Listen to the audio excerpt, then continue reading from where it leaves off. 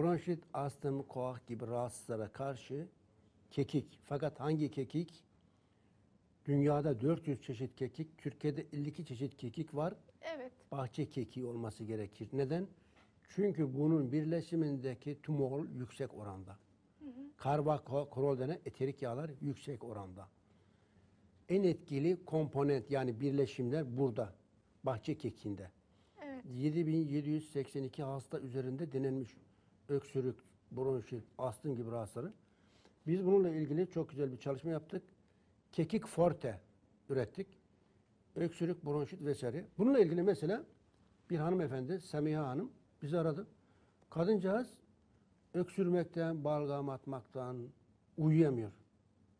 10 dakika, Rahatsızlığını dile getirdi. 10 dakika uyuyor. Öksürük başlıyor, arkasından balgam başlıyor.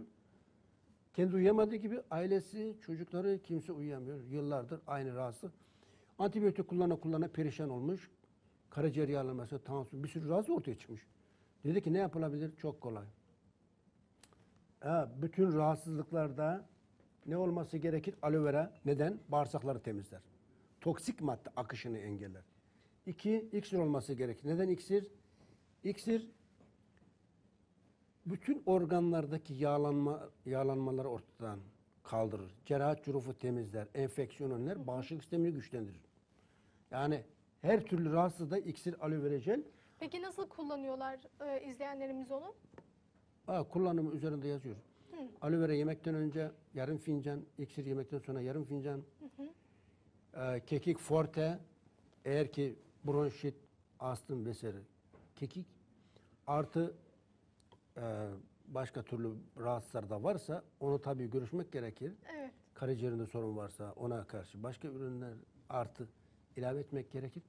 Yani mesela bu Semiha Hanım 6 hafta içerisinde beni aradı. Dedi ki Allah sizden razı olsun artık uyuyabiliyorum. Uyuyamıyor, hiç uyuyamıyor. Sürekli öksürmekten, balgam atmaktan kadıncağız hayatı kararmıştı.